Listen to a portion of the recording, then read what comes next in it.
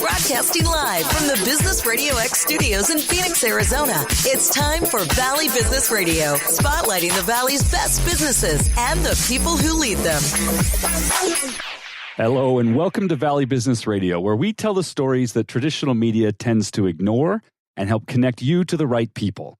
I'm your host, Dr. Adrian McIntyre, and I'm joined in the studio today by Shaina Weisinger, founder and CEO of Repurpose House. Welcome, Shaina. Thank you. Thank you for having me. Thanks for coming in. Now, I am fascinated by what you do because this is such an important topic for so many different kinds of business owners and business leaders, whether they're solopreneurs or SVPs, C-suite executives.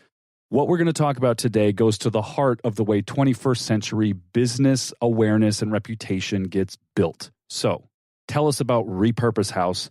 How do you serve folks? Yeah, so essentially we take content, existing content, and turn it into social media optimized assets for Facebook, Twitter, YouTube, literally any platform, LinkedIn, anything that you can imagine putting content onto. We let entrepreneurs and businesses see the potential in the content that they already have. And why is this important? Everybody knows, or at least says they know, that content is king and it's the currency of the internet and so on and so forth. But at the end of the day, this really is something that is critical to the way business relationships get done, the way trust and credibility gets established, the way that a reputation within an industry gets built.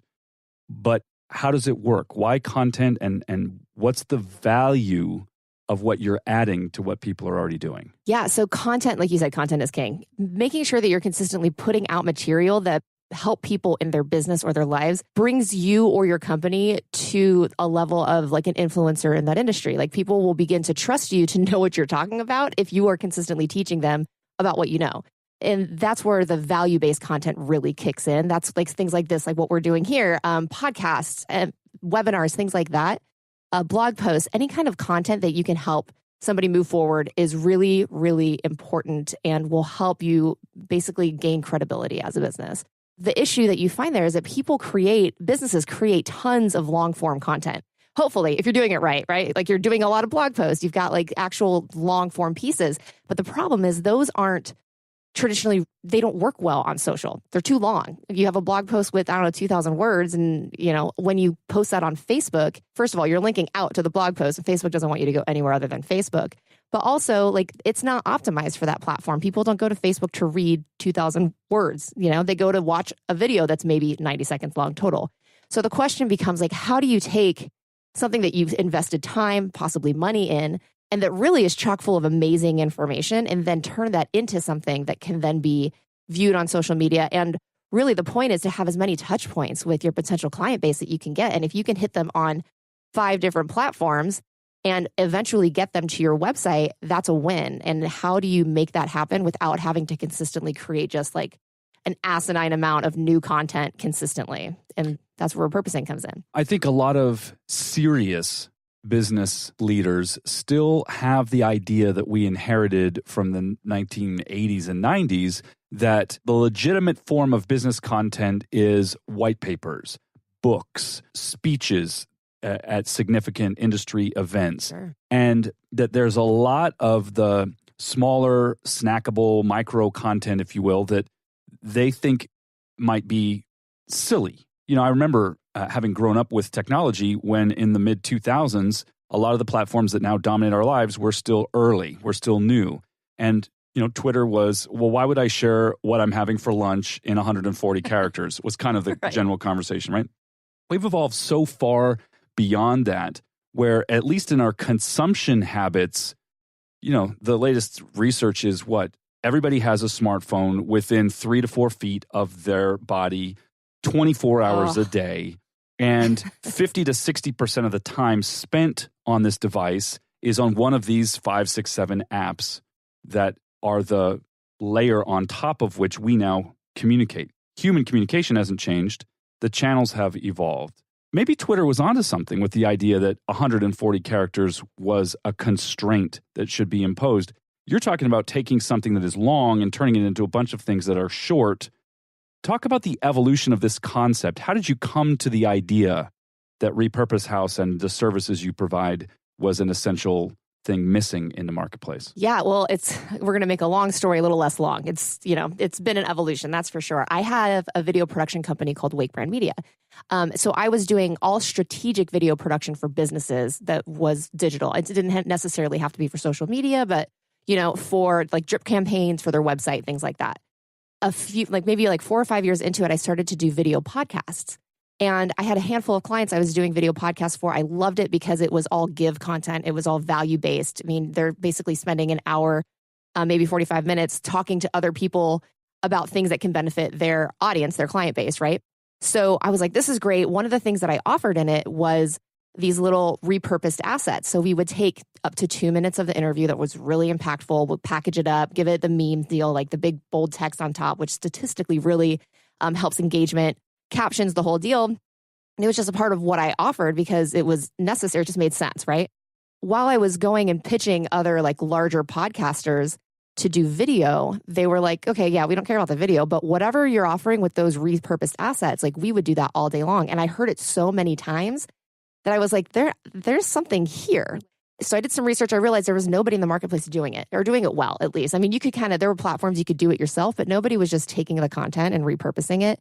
So initially in July of 2018, I started it as podcast memes. So it was only for podcasters. It was a pre-packaged plan. And people were really excited about it. But I realized quickly after a few months, like I was beating my head against a wall because podcasters weren't necessarily the right audience because you have a lot of people who are doing it as hobbies. They don't have, they're not monetizing it, which is fine. But the people who were signing up were like, this is a no-brainer. We will pay you whatever you want to do. And I'm like, okay, what's the common denominator in those folks? And let's figure it out and market to that.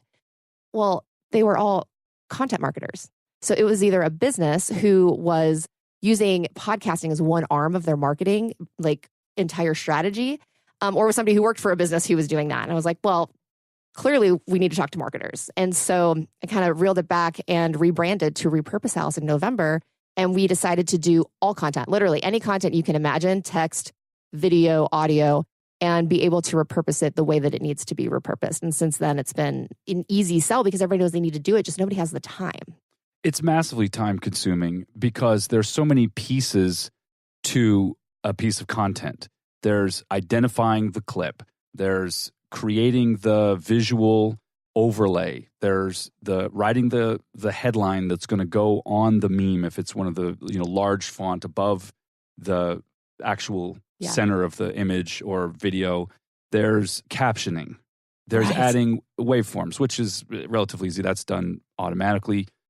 But assembling a 90-second piece of content is something that could take somebody a couple hours if they were having to do all the things themselves, reinvent the wheel every single time. And so you've put together something that works differently. How does it work? There's a couple of different ways that it works. The initial is like you go through your content, you pick those 90-second clips. We do up to 2 minutes. So it can be up to 2 minutes long, or it can be 100 words of text because that breaks down to about 90 seconds whenever we turn it into text motion video. And we have a really seamless ticketing platform. You get assigned one person who's called your content hacker, and they do your content consistently. And we use the power of templates. So when you onboard, we'll create multiple templates that fit every aspect ratio. So you've got Square, which is statistically the most engaging size for social media feeds. So anything you scroll with your thumb, Facebook, Instagram, LinkedIn, you want that video or image to be square, with the exception of Twitter. Twitter now optimizes their images for landscape. So we added that to our arsenal of what you get. But so we've got the Square template. You've got a story size template. So you can put that in stories for Facebook, for Instagram, IGTV now, which is really cool because if you post a longer form video to IGTV, it will put a preview on the feed. So we make sure that it's all within those constraints as well. And then we also do a landscape one for YouTube. So you can literally post the same clip across all these different platforms in different ways. And then we'll do like image quotes too. So you'll get Square, landscape, story size, like a really cool quote or a stat that was mentioned in that long form piece of content. And then thumbnails for YouTube. And then if you do Facebook advertising, one way to get around all that big bold text you were talking about, Facebook hates that. So they put a stop to it if it's over 20% of the real estate of that post. If you just add a thumbnail that has less than 20%, it slides right through. Now, I don't know if that's going to be that way forever, but currently that's the way to get around it. So we include it.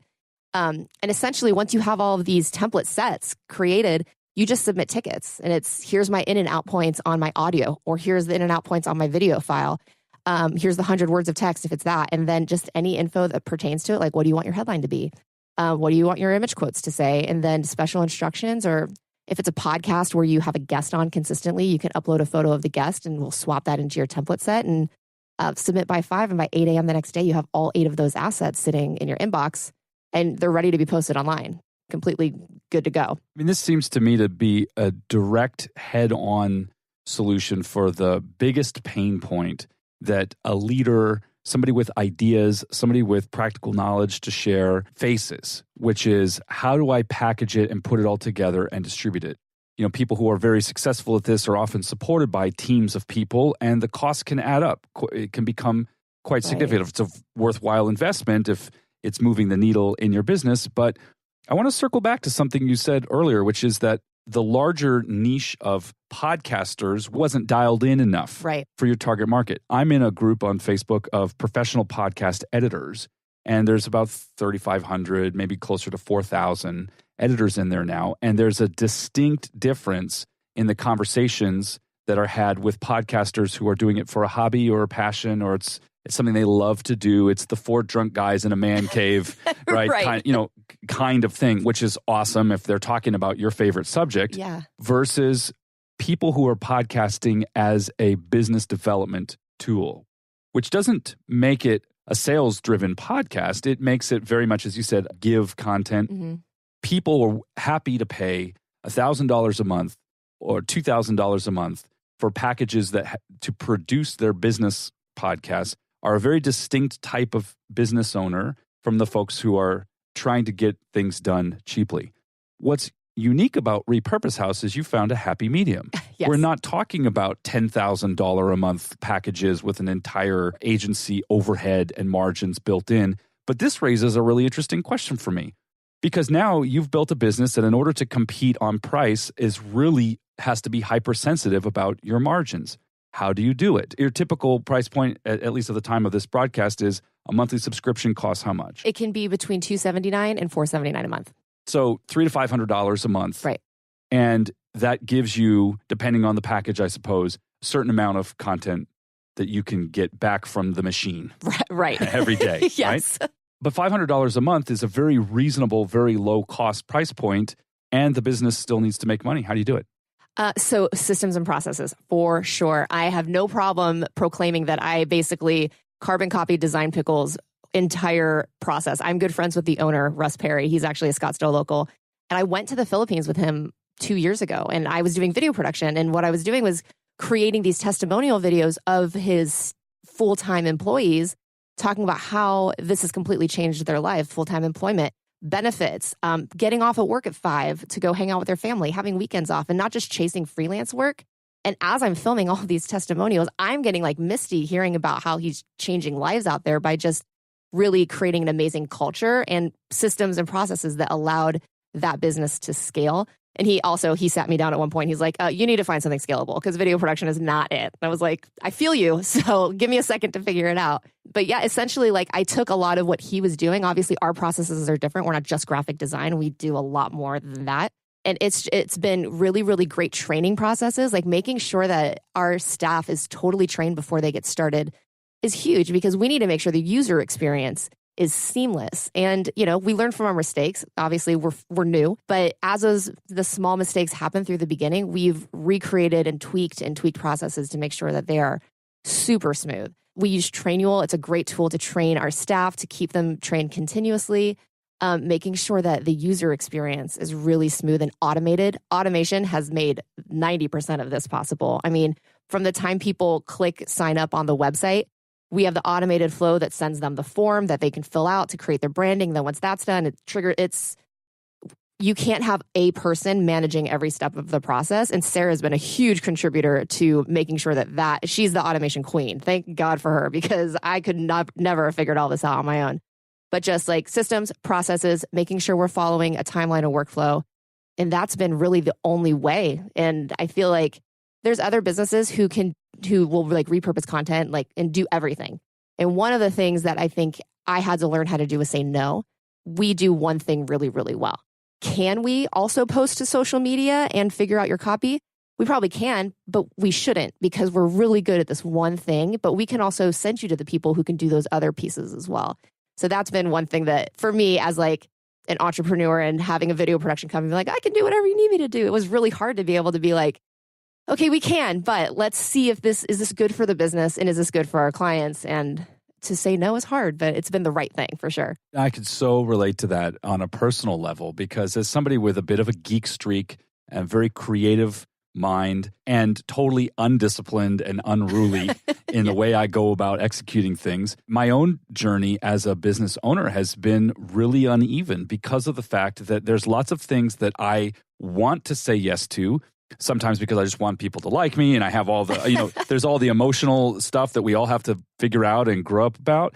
But also because there's things I want to do. And I think that would be really cool to figure out. And I'd love to sink my teeth into that. And it would give me a project. And then, 3 months later, when it's still not done and the client's frustrated, it's just unworkable. So the thing that I would say struggle, I don't want to be overly melodramatic about it, but it is an actual struggle for people who are passionate and creative and want to do and make things to really hone in on what do I do well, right, that I can do better than others, that I can serve folks with. And that's partly how, my role here at Business Radio X has evolved. This is something that is natural to me. Yeah. And I enjoy deeply, and it provides an extraordinary, valuable platform for business owners and business leaders in our community to leverage. I think one of the greatest opportunities available to a certain type of person, and let's dial in a little bit more on this because I think it will be helpful for folks to know if we're talking to them or not. Someone who is a business owner with a personality. They want more visibility for themselves. They know that that's one of their strengths. A thought leader of some sort, an author, an expert, somebody who's in the advice business, a consultant perhaps, but also a business leader, a director, an executive in a larger company to really take ownership of their own reputation, their own personal leadership brand. The biggest opportunity I see would be some combination of podcasts, guesting, plus a content machine like yours. What are your thoughts when I say this? What comes to mind? Absolutely. The more you can be an authority figure that another person has commissioned to come and talk about something, that just increases your validity for sure. So as a guest, if they're talking to you about something that you're really great at, that's a great opportunity to then repurpose that content and blast it out to the social media world consistently. Because for instance, like if it's a 30-minute podcast, at minimum, you said 3 things in under a minute that were pretty cool, right? So I would hope so. If not, then, you're not the person we're talking about. Right.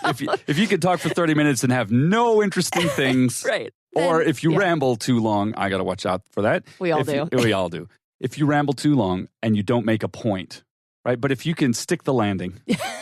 Right. Right? Right. And if you have thoughts that are interesting and you can communicate them effectively. Yeah. So how would that play out? Let's say that somebody listening to this is, CMO. So they know marketing already. They have a whole team of people, but they're marketing the company. Mm-hmm. They're marketing the products and services of the company. They're creating campaigns and content assets and other things. Why should somebody take ownership of their own personal leadership brand in that situation? First of all, they're like 10 steps ahead of everybody else if they are the CMO because they get how this works and they get how it can be really effective. One thing that I feel like larger businesses or CEOs or like C-level people in larger businesses forget is that people want to do business with people. They want to feel like there's a personality, a story, like something that's relatable as opposed to just a big brand. Some big brands can really make their brand relatable, and that's pretty impressive.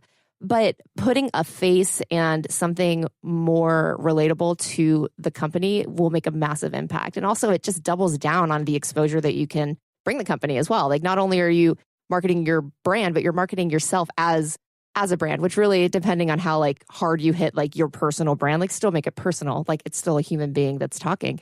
But I think that it just drives the relatability factor and personal branding within businesses, and like taking yourself and promoting it gives so much more exposure because of the people you get to meet, in addition to, the people who just meet your brand. Also, like the way that you can market on social media as an individual as opposed to a business is a lot easier, because if you have like a Facebook page that is like a business page, or even LinkedIn business pages, like you can only get so much mileage until it's pay to play. But LinkedIn, for instance, if you are a thought leader and you are putting out content that's yourself, the mileage you can get out of it is so much more vast. And just as a human being, as opposed to a brand, you're able to reach a ton more people and on a more personal note, because people watch like selfie style video, which is incredible to me, well outperforms professional video all day long right now. And it hurts my video production heart to say it, but it's true. So the more you can be human, the more people want to engage. And if you can get the message across that makes you an authority, then people will want to know what you're up to, what you're doing. You become an obvious choice for them to utilize your business in whatever it is that you specialize in when they need that service. I've been preaching, is probably not the right word, but saying anyway, for a couple of years that just as fashion has evolved to where high-low is kind of a typical thing, a very expensive piece matched up with Converse sneakers, kind of you get both in the same ensemble, as we used to call it, same outfit. I think content should be the same way. I think every brand should have epic content. Production values are extraordinary. It costs $25,000 to $50,000 to make the 4-minute video, but they should also have everyday content that is raw and rough, that is direct, holding up the phone with your face to the lens and talking to the person on the other side of the video. Yeah. And that both work really well together. If you go too much into the highly produced stuff, it's expensive and slow, and also it's less relatable. I mean, we love Super Bowl commercials, but there's one of those a year. Mm-hmm. What's the company doing the rest of the time? And I think there's a huge opportunity on the other end of the spectrum for shorter, less significant, more human kinds of content. Let's break down what I was talking about a minute ago into an actual strategy. We don't do this often on this show, but I think this would be a great opportunity to get really tactical for a second. Podcast guesting plus repurposing content. Let's walk through exactly how that would work. I'll start. First thing is, if you wanted to be more visible in your marketplace, I would make a list of the 10 or 15 other people that you think are your peers, who you think are also more visible than you. And I would search for every place they've ever appeared. I would make a list of every podcast that your peers have ever been on. And then I would also go to a search engine like Listen Notes or something that lets you search podcasts, search the podcast universe, and look for other people in your industry, right? Then I would send a simple outreach email to every one of those podcasts, pitching yourself to be a guest on the show, right? Yeah. And then you actually do the interview. So now I want to hand the baton to you for a second and have you talk about, if you had this in mind, you were going to build this content machine for yourself to increase your visibility and awareness in an industry, and you're now guesting, you've got, let's say, 15 or 20 interviews lined up. How should you do those interviews differently than you might ordinarily, knowing that you're also going to be repurposing the content later? Yeah. So like we had touched on before, making sure you can make a really great, and I don't even know if I've been doing a good job of this, let's be honest, making sure you can make a great point in under 2 minutes, which I know I ran on a couple times, but I'm sure we'll have a couple, hopefully. But like just being aware of that, social media is optimized to be under 2 minutes of video content. I mean, realistically, 60 is better, 60 seconds. So if you can make sure you make some points quickly, then that's great. So thinking about that, is it audio or video? I mean, it doesn't matter because you can repurpose both. I'm a bigger fan of video because that visual element, I feel like catches people's attention a little bit more. Basically, an audiogram with those moving waveforms is taking audio and turning it into video. So that's still fine. And honestly, it's really not up to you if the shows that you're on are audio or video. A lot of the times they're via Skype or whatever. So you can always record your screen. So if you want that video element, you can, be sure to ask the host, like, do you mind if I do a video recording? And then another thing to think about is like, okay, maybe they may want to share these elements as well. So if they aren't super comfortable, like, hey, I share the screen because I like to repurpose these assets, we're going to blast them all over social. They may be like, yeah, absolutely. Turn that screen recorder on and let's rock. So investing in a good screen recording software, I use ScreenFlick. It's a paid one. It's cheap, but it's done a great job. It's better than like the QuickTimes can be. There's like a lot of tools you can do, like adding, if you're doing like screen grabs, you can add your face and stuff, but that would be helpful for different types of repurposing content later. The other thing you can do is set up your phone to take a video of you wherever you are talking into the microphone, preferably a microphone, or, earbuds if that's what you have. But there's also no reason why you can't get another angle. Right. And the cell phone holders that are designed to stick with a suction cup on your dashboard can also stick on your wall or on a window nearby. Yeah. So you get one of these things for $12 on Amazon or whatever, you stick your phone in it. And even if you don't have room, like at home, my studio has a standing workstation that's in a corner. So there's no room to put a tripod behind the screen, so seeing my face talking. But I could stick this thing on the wall right next to me. So point another camera at yourself and record yourself doing the podcast interview. Yeah. There's no reason why you can't do that. Anyway, no, not absolutely. I mean, when you start working with multiple angles, then you or a VA or somebody is going to have to, mash all that together. So it clips back and forth, but or just use one of them. I mean, yes, the higher produced thing says, let's do multi-angle. Let's go back and forth between the two. But you could just take one and take a clip out of it. You could also take the other and make a second clip. You're saying the same thing, but it looks different. Right, absolutely. And who knows? I mean, you could even, and then my nerd brain kicks on, you can A/B test those together and see which type of video got more engagement. It's still the same content, but different angle. But yeah, no, you're absolutely right. So if you can produce some sort of video out of it, great. Again, if they're like not cool with throwing the video, the audio is fine. You can still repurpose that. But those are probably like the top things you would think about as you're going to create the initial long form content, which is like pillar content is what we would call it. So have points. In a previous life, I was a media spokesperson for a large international organization working in conflict zones in Africa and the Middle East. And one of the things that we really practiced was having 3 messages that we would take into any interview and finding ways to get to one of those messages from anything that we were being asked. So there's a little bit of an art and a science to this. It's talking points and bridges. The talking points are the 3 things you want to get across. The bridges are how you get from something else to one of your points. Oftentimes, we were being asked questions that for a variety of reasons we couldn't answer. It would put staff in danger because we were often working in countries where the host government was part of the problem. If we were seen to be advocating the international community to impose sanctions on that government, which of course we believed would have helped, we could get our entire operation shut down and couple million people would stop getting clean water and sanitation if we said the wrong thing on the BBC. So being very careful about that. Obviously, in a business context, the stakes are different, but still the same discipline. Have 3 points and have some bridges. Think in advance about how could I get to this from several different places. Yeah. Anything else you would give advice to someone who was doing an interview as the guest? Realistically, I love yours, knowing kind of the 3 things that you're going to land on at some point. But I mean, that's pretty much it. I mean, the cool part about creating the pillar content is it's not rocket science. If you're good at speaking, you have thoughts and you can back them up with data, stats, even better. Have personality, make sure that whatever you're saying matters to the audience you want it to matter to, and then you're in pretty good shape. If you can have coffee with somebody for 45 minutes and have them leave the conversation feeling like they had a really great time, not always because of how entertaining you were, but because of how much you listened and the interesting questions you ask, then you're capable of doing any kind of media interview. Now, some of them are higher pressure. Even though I've been speaking on the air since I was 5 years old, my heart would still race when I was going to be live on BBC World, millions of viewers live. Yeah. Still nerve-wracking. But business podcasting is not that. And there's literally no reason to be afraid because you're in reality talking to one person. Right. Of course, if you have a great conversation, other people would want to listen over your shoulder later when the thing gets published. Yeah. Okay, so we've covered the interview. We've prepared for it. We've pitched. We've done the interview. Or maybe someone has already done a bunch of interviews and they're just sitting on a hard drive somewhere. Yeah, absolutely. I'm raising my hand here at this moment. What happens next? How would they engage Repurpose House to help them get the most mileage out of that content?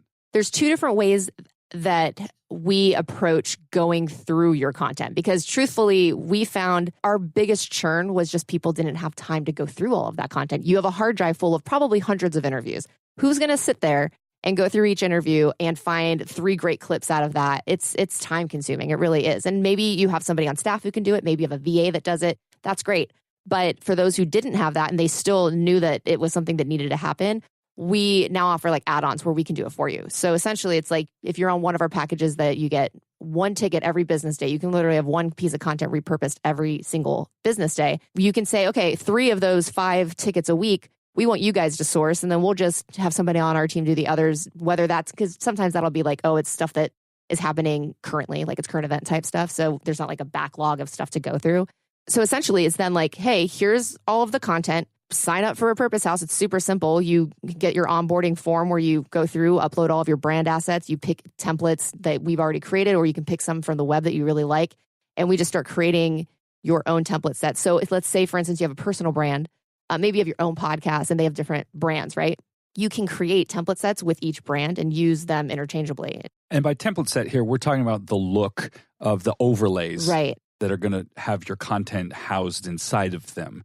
Right. So it could be, there's some margins and some graphics, and maybe, the logo goes here or there. Or you've also done some things with other visual elements that are more eye-catching. Yes. It's hard verbally to talk about. I know it's hard because it's such a visual service. So essentially, think about this. Like if you have a square video, but there's a big top panel across it that has large words that are going to catch the attention of the person who's viewing it.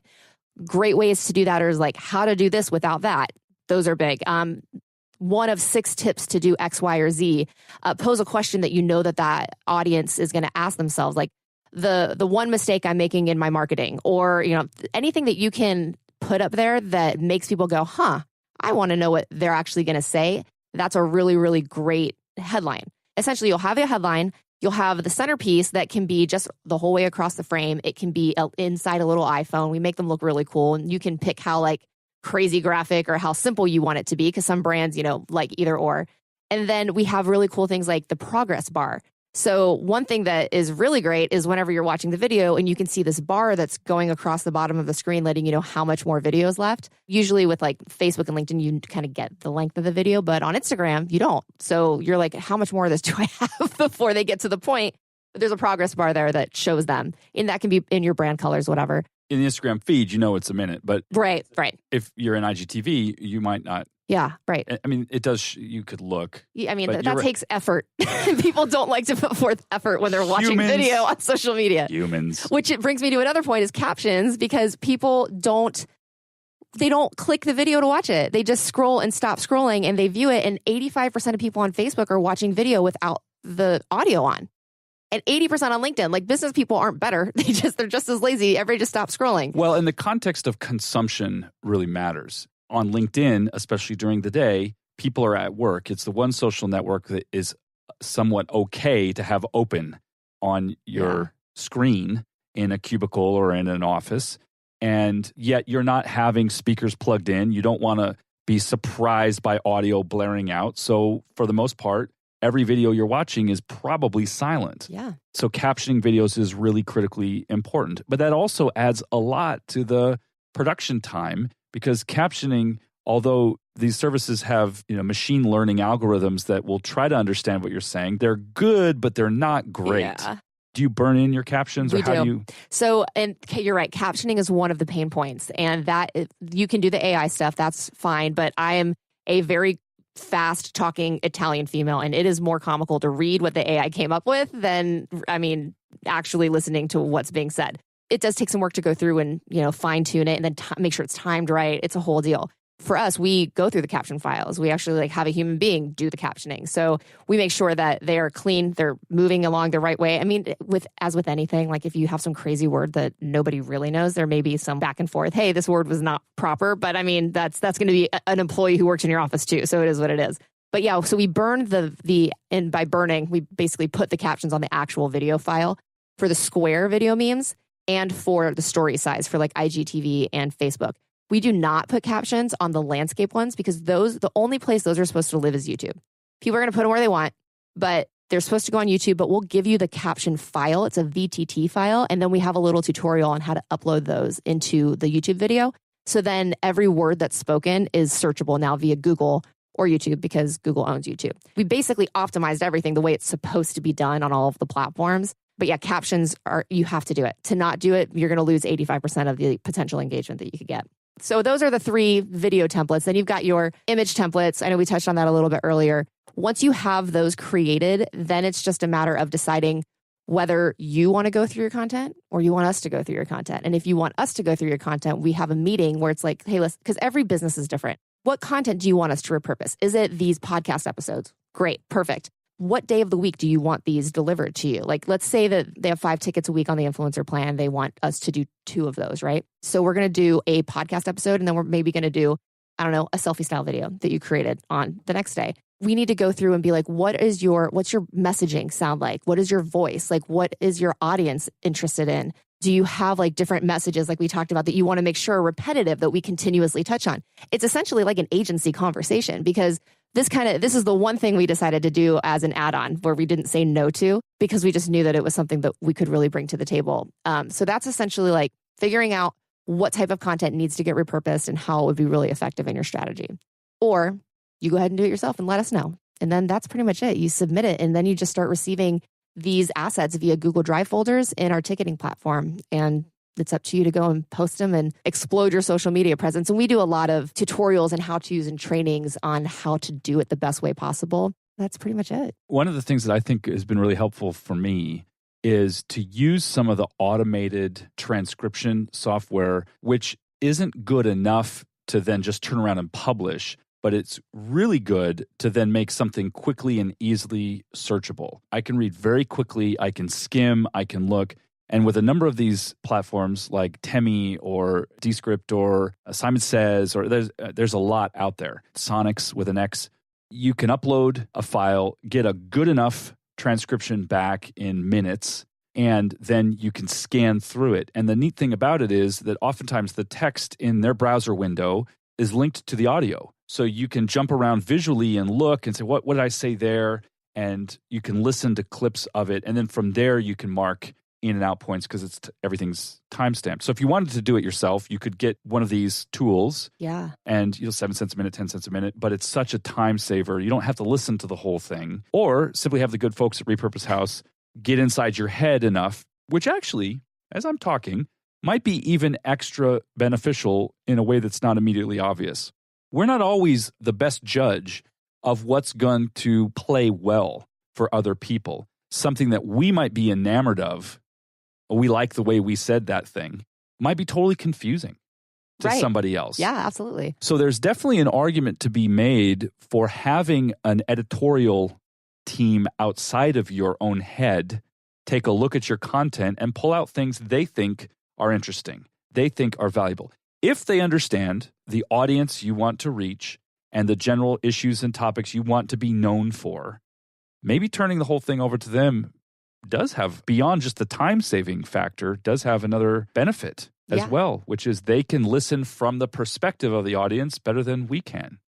I don't just agree with that because we'd love to do it for you, but you're right. Sometimes the way we explain things seems obvious because we say it 1,000 times a day, and then to an outsider, maybe not so much. Maybe there was another piece of gold you didn't realize you said that you can then weave into your messaging moving forward. I'm curious about your backstory a little bit, how you got into video editing in the first place. Can you wind back the clock and give us the quick narrative of Shaina's journey to creative social media domination or whatever? That's a bold word, but yeah, sure. Let's do it. If you're hanging out with a lot of the marketers that I know you hang out with, unfortunately, there's a little bit of excessive testosterone in the mix there. And I'm actually really thrilled by the fact that you're the CEO of a tech and content company / agency, and it's not skewing in that direction. Anyway, tell us your backstory. Not total bro energy. Right. I appreciate that. Well, actually, I always did video production. I was the only person who knew how to work the video camera in my family household when I was like 10 years old. And I didn't even realize it, but I was actually editing video when I was young in my parents' like sunroom. My cousin and I would do these really fun like weekend, like she'd stay the night for 2 nights and we'd film all this stuff. And then I'd go in their sunroom where they had like 3 VCRs. I'd pull the VCRs from every room and I would literally edit footage. People would disappear and I didn't realize what I was doing at the time. But looking back, I'm like, oh my gosh, I was a little editor. That's great. Moving forward, I went to school for film production and I started a company that did game footage for athletics. So I would contract with hockey tournaments and we would follow around like 30 teams of these massive tournaments to all the different rinks in Arizona. And we would film game footage. And this was in the days before you could do it on your phone. Like you had to burn DVDs and send them to families. Like I'm aging myself, which is fine, but it wasn't easy to do at that point. It was just something that you needed an outside company to do. And it got to a place where I was going to need to invest a lot of money very quickly because the demand was really high. And I had to like take a minute to take a step back and be like, I'm not prepared for this, like for what's going to happen. I hadn't been in business before. I worked in restaurants and I ran around with a video camera. So I just felt like it probably would have been a poor choice to invest a ton of money in not having any idea how business is run. So I kind of dove into like corporate world USA. I worked at a race school for a while and did marketing and video production for them. And while I was there, the creative director he worked at a couple of massive agencies as like a really high level person in those. And I got paid to get an education in content marketing and digital marketing and graphic design. And I learned so much and became so enamored with like how you can put strategy behind. For me, initially it was making video, like, okay, let's make a pretty video, but why? And like, who cares? Where are they going to see it? The message, like understanding how the journey of somebody who's watching this piece of content needs to go. That was really, really exciting for me. Well, a lot of people got laid off from that job. So I ended up just trying to find anything. Like I couldn't get a job anywhere. I was like, I'm specialized. I have my degree. So I started to do freelance video production work for a business coach, actually. And so I was doing video and just general marketing for him. And one of the things that we did was the Infusionsoft conference. And as we're running around there, I basically had to create some hoopla all over a business coach's booth. Like, how do you make that interesting at a big conference? And so as we were running around filming, like lights, camera, action, being way more obnoxious than really is necessary, but we're trying to create buzz, all of these business owners kept coming up to me and they were like, do you do video for businesses? Because we know we need it.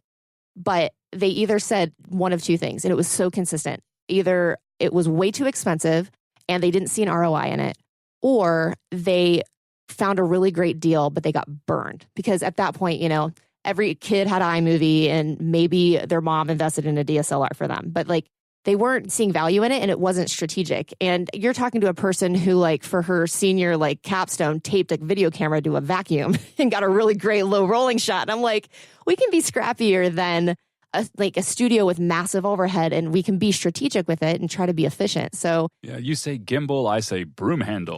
Right. Who has a wheelchair? Those are great for rolling shots because the wheels are so big. But yeah, it's like you got to be scrappy. And don't get me wrong, like I didn't show up to shoots with vacuums and duct tape, but I mean, the mentality was we can be more efficient. What year was this? 2014. Okay. Yeah. So still a little bit early in the general explosion of people's awareness of business video, although ironically, video had been the primary driver of online business content since the 2010-ish era. Right. But D-Rock is not a household word. Right. So what happened then? So you're at this conference, so people are coming up to you asking, and you discover these two pain points. Right. They got burned or it was too expensive. Yeah. And I was like, there's got to be a middle ground. And in addition to it, like and not to bag on video production companies, because there's a lot of great ones, especially here in Arizona. At that point, like I wasn't immersed in that land nearly as much as I am now. But from what I was hearing from these business owners, it's like nothing was strategically based. And for me, strategy doesn't just equal like how much money can I save by making it, but it equaled like what kind of outcome am I going to get from this content? And so for me, I was like, knowing what I had learned, I wanted to make sure that the conversation that I had with businesses before we produced content made sense and that we were creating it in a way that they would actually get some sort of result out of it. And maybe sometimes they'd be like, I need this $30,000 crazy like about us video. I'm like, yeah, but you don't have any content that drives people to look at that and care. So maybe we calm down on that one real quick. You do need why we exist video. But let's create a bunch of smaller pieces of content that are about them, not about you as a business, that give them information. That's where kind of value-based content started to kick in without me really knowing it. I was like, you got to get them to care in some capacity before you throw a 3-minute, 4-minute video at them about why you're awesome, because nobody cares how awesome you are yet.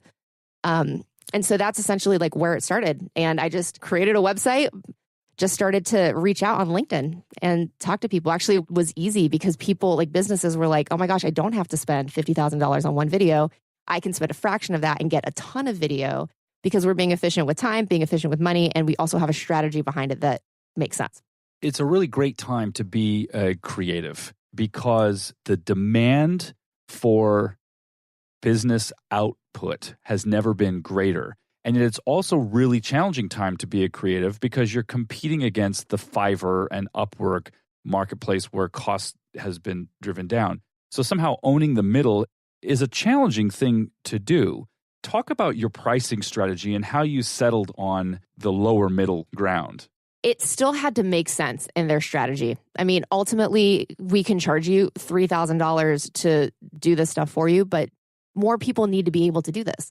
Like, content is not something that you need to have a whole team to do anymore. And that it needed to kind of stay in line with that so that like Johnny Every Guy can have their content repurposed. And then, bigger companies can do it at a bigger scale and be able to stack subscriptions. So obviously there was, let's look at what our costs are and figure out if we're going to make money here. Sure. But that really came into creating like systems and processes that made it super efficient. So for us, it was like, okay, we started really low. We started way lower than where we're at now. So it was $200 a month. And it was really our basic package, but it was like $199 at one point with no setup fee and things like that. And now we've increased that basic package and created that influencer package where you can get a ton more content. And then with the add-ons where we can do tickets for you, it kind of increases from there. But I wanted to make sure there's an option for everybody because you shouldn't be limited by budget. But if you do, you still have to pay something because you still need to see that there's value in having this stuff done for you. And yeah, I mean, it ended up making sense. It's something that we'll tweak consistently and kind of try to play with it in the marketplace. But for now, I'm happy with where it's at, and clients seem to be too. Most business owners are willing to spend a lot more money on lead generation and sales funnels than they are on brand awareness and reputation building content. I personally think that's a mistake. I'm curious what your thoughts are on that dichotomy between branding and transacting and how you would advise people to divide their limited budget. Yeah, it's tough because consistently reminding people that content is a long game is tough because the people who get that, it's a no-brainer. They're like, well, we will see return and value on this like over a longer length of time than the one-off like paid advertising piece that you did for spring, your spring sale or whatever. I mean, don't get me wrong, there's value in both. You need both in your strategy, but the long form content is what's going to keep your brand awareness high. It's going to help you sustain. It's going to people will see you as an industry influencer leader.